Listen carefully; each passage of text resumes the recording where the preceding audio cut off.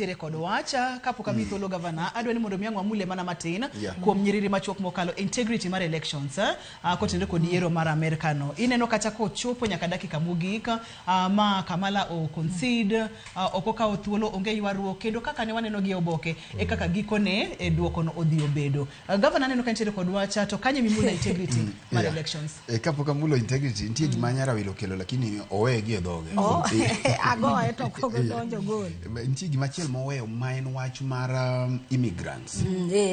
Ma en wach achiel yani jok ma dhi pinje Amerka lakini gidhi gi tok chik. Ncha ineno odiochieng' kudiochieng' king'iyo international news ineno ka ntiere ji matho Mediterranean to gi gine mamoko gi nembe mamoko matemo mondo mi gi cross mondo mi gidhi e pinje ja Amerka to kata gi pinje mamoko mag Europe. To iyudo ka sani na uwego siep na moro ntiere UK kocha manyisani mbaka masani gore e kind pinje jorochere gi gin kaka jorotenge gi jok mamoko moa e pinje jarabu gi jokao tije gi kocha. Koro ma en achiel kuom gima Trump no dhi oloso e gima nyo mulo ja Amerka nikech king'iyo gima timore Amerka sani ni onge mag tije ni malo. Unemployment rate ni malo kabisa. Miyudo ka jo Amerka giwegigo onge tich to gineno ni jok mawuok e pinje mamoko gi ema kao tije gi. Koro sama no address gini mani winjo ko wacho ni we gibi lakini gibi yo moriere tir. Tiende ni ntie ohala madhi mbele maka ng'ato yudo kako nyalo keto ji e meli to tero Amerka kucho to mano en ohala madhi mbele. Koro sama nyo lose wach mar immigrants no mulo jo Amerka. Mak mana ni en gima bende jo Kenya biro bet karango ahinya to ok mana jo Kenya kende. Nikech ing'eyo kata mana miyo mane oyiera Minnesota kocha ni wacho ni nyocha ne o-fight deportation nyaka dakika mogik. Tiende ni chalo ni obok mane odonjo go kucho ne ok odhi e yo moriere. To ntiere jo Kenya gi jo Afrika mang'eny bende mantiere piny Amerka kocha sani ma samoro ng'ato ne oluongi ni bile ma juma achiel to kidhi kucho ti iyudo alot moro minyalo doyo tini chako mana doyo to koni ni in koro doya to kiwuok kamano ti medori ma kore gika ma kore itimo nadi nyalo tudo bende pi in plamba inyalo dhi kamano iginene kata iyudo kar loso jomosewewa moko ma samoro bende ichako godo mos to kibiro kata waja ko inyalo paro no wacho no chako gi kunyo liete korido ka gineno ni jorotenge gi jok ma ok jo Amerka mayo gi tije ahinya. Nitie jomoko ma ng'ato gamo remo ka to dhi konyore kocha. Bas, kaka ineno Ken keleno. Ma ogin kese matimore mang'eny. Gimomiyo Ken ong'emano to koro en obiro nyisowa kaka ong'emano. Ang' noler. Koro Ruth nikech sa ma en gima nyomiyo jo Amerka mang'eny ne winjo ka gino donjo ne gi nikech ni winjo ko wuoye wach mar economy. Economy mana kaka Nyaraila wacho no dok back to America first. To jo Amerika dwaro gima mulo gi direct. To mogik mana gi kama Nyaraila tene no kendo nekech wach nyuolo wach. En ni jo Amerika nyo dwaro ng'ama thuon.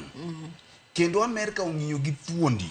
To kanyi ng'iyo Kamala Harris ko wuoyo to bet no dwa bedo mambek matin. Koro jo Amerika ne ng'iye ni to Harris ni kikete gi Putin Vladimir. Donge dakika matin. Aya kikete gi ja North Korea cha. Aya kikete gi ja Iran cha.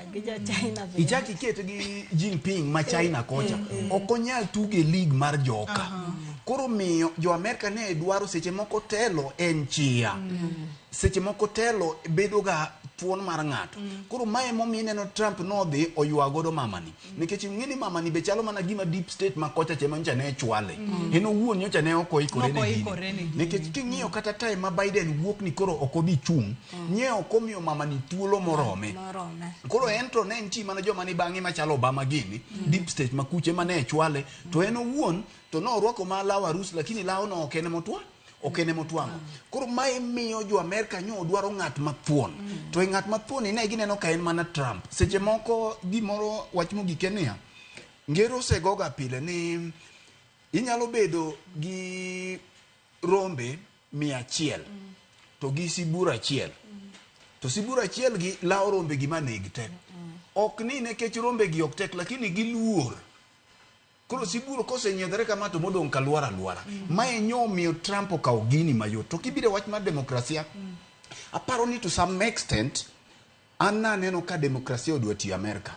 Gimomiyo tiyo nikech Trump king'iyo Trump nyicha noket ne obadho mathoth mag deep state. Ineno ka chien kucho nobedo impeach nikech ne onge gi Senate, ne onge gi Congress mokwongo.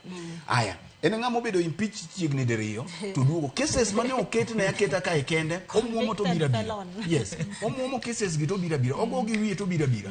Mo gik ma ng'ama nong'eyo ni Trump ne nyinge nyalo dhi bede e debe ne onge. Koro kineno ko biro moyware gi deep state go Obama gini ka moyiengo anyalo mana pime gi gima nyocha William notimo pacho ka. Hapa ni wamake mana kanyo. Ne en against Trump to bang'e kaka no yware gi gima mogojo gi piny. En tieni democracy tiyo nikech mogik taneno ka ne giywak ne Russia ni ema notemo kete telo mokwongo cha.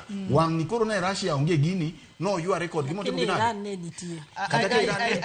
No biro moywagi. Ayie ni wach nyolo wach gavana to yeno wamake maka kanyo kuom thuolo